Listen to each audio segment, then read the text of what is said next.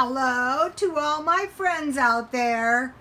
And so when I first started YouTube, one of the things I was trying to encourage people to do was make bread. But I didn't have my tripod set up, so I did a lot of videos. But this time I want to demonstrate how I do make the bread, and it's very easy to make. This is an old recipe. It is not hard to make. Only thing is, I make it a slight bit different than the recipe, which I'll give you in a minute. But I like it this way because it doesn't fail and it's not a mess. A lot of times you don't want to make bread because it's just a big fat mess. So okay, I boiled 1 1/4 cups water, and I added the sugar, so the sugar boiled in the water, and then I put this sugar and the water in this pan, and I added 1 package of rapid rice. Okay, pretty soon I'm going to be stockpiling flour, sugar,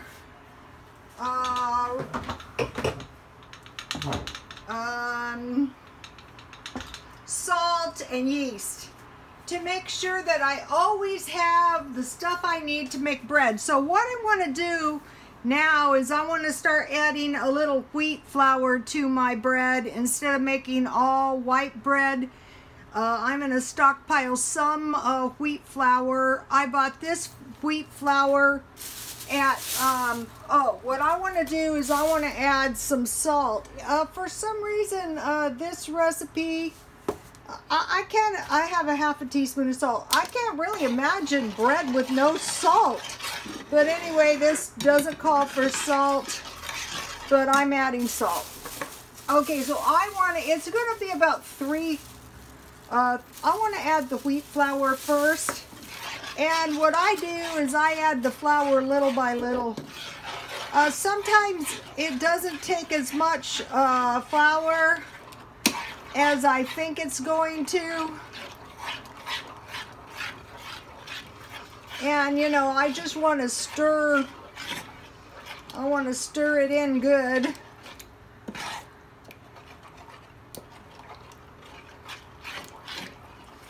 I think one of the best ways to ensure you're never going to be breadless is to stockpile flour and yeast. Okay, so mostly I want white flour, but I want to add a little wheat flour too. I have learned to close the bags. Really bad things can happen when bags are open. So okay, so what I'm doing now is I'm introducing a little whole wheat here and there into my diet, just in case I ever had to survive on this. It would be a lot better with some wheat flour. And then tonight I'm going to make some kind of gravy, maybe sausage gravy, and I'm going to have some bread and gravy, because if you had to, you could survive. So okay, it's looking good now. So now I want to start. I buy this bread, this flour at Dollar Tree. I like it. I'm not sure what kind I'm going to buy when I buy for the stockpile. I haven't bought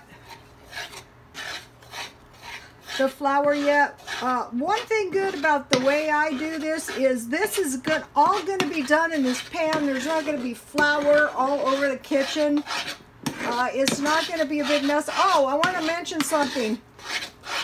You remember I was at Ricky's, and we were washing our hands and stuff. And so what I noticed, I don't know if it's just the area I was in, but people don't seem to be afraid of germs and bacteria, and they should be. You pick up something and there is, I worked in places, and if the clientele was clean, they wouldn't go there. When you go into a nail shop with no hand soap in the bathroom, and no hand soap at the sinks, And I saw people do pedicures all day and sit down and eat lunch without washing their hands, stuff like that. And you might say, well, you're mean to even mention that, but that's just the stuff you might as a client see. Not just there, but I used to work in and also I clean my fingernails before making bread too. I used to work in a bakery, a good bakery. And I would say, you know, if I was gonna say it was a clean bakery, it really was. But by the time you bought that cookie, you have no idea how many people's hands and who those people were that touch your food. So, you know, it's kind of nice if you can get into making your own food. So what I'm doing, you can see, this calls for about 3 cups of flour. And what I'm doing is I'm just sprinkling a little bit on there. And what I want to do is create a nice soft dough before I start kneading. And I'm going to knead right in this. See how there's no big fat mess? I mean, by the time it's said and done, I might get a tiny bit of flour around maybe, but not a lot. If you can get into the habit of making the gravy, you're going to save money, but you know, that's going to protect you if, God forbid, you ever had to make yourself some bread. You know, you're used to the wheat, you're used to the bread making. Like me, this is like the gravy making. Very easy for me to make bread, very easy for me to make gravy, because I do it all the time. So I just want to knead. Okay, so now, you know, when it's sticky, then, you know, I need a little bit more flour, but I don't want to get too stiff of a dough, because I want my I want some nice fluffy bread.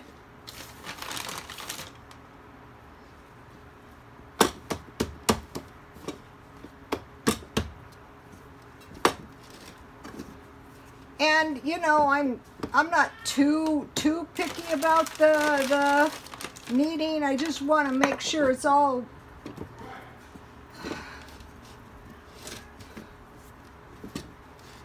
they say 3 to 5 minutes. Just checking to make sure that this was all getting in the, oops.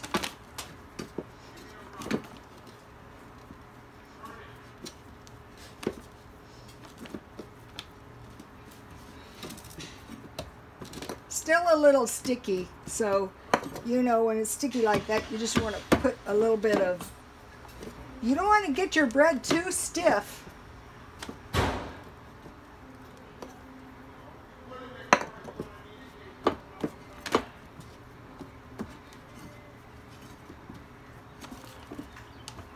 This is all there is to it. It's very easy.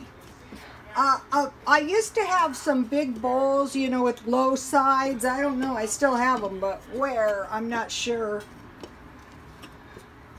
So this is the easiest.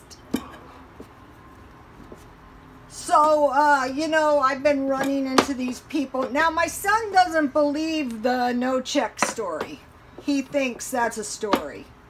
And he's been like this ever since he was a little kid, going, Mom, you believe everybody. And, you know, I was kind of thinking about it, and I thought, you know, that's possibly true. That's possibly not true. But then, you know, it could be true. So, who knows? But you want to make sure you don't run out of vegetables, fruit, bread, meat, milk. Cheese is nice. One time we had a discussion, a lady and I in the shop, what would be worse to run out of, cheese or milk? Well, both would be really bad. You know, this week I noticed Velveeta cheese was on sale. Okay, so now if you need your bread good, for some reason, don't ask me why, I'm not expert on bread making, it's gonna taste a lot better, you know. My dough is starting to look good here. So that's about as long. So now, all right, let me show you something. So this is the one I like. And I just rise it one time. I don't make a big deal out about this, and my bread turns out good. So now I'm just making a nice little loaf. Everybody's got their own little technique. But what I do, this is what I do.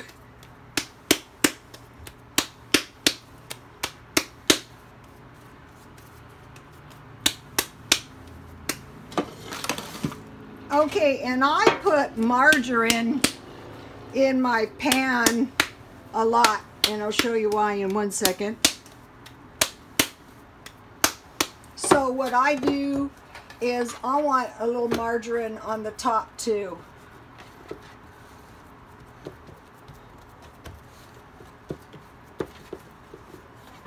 Okay, that's it. Now I'm going to let it, cover it with a napkin and let it double in size. And let me give you the recipe. Here is the recipe. The only thing I did is I didn't put cornmeal on the bottom of the pan, and I added one 1/2 teaspoon salt, and I usually bake my bread at 350. So I'm going to bake this bread at 350 like I always do, and so this is it. So I'll show you what I do.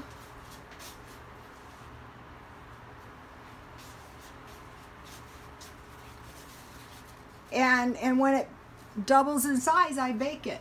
So, okay, God bless you all.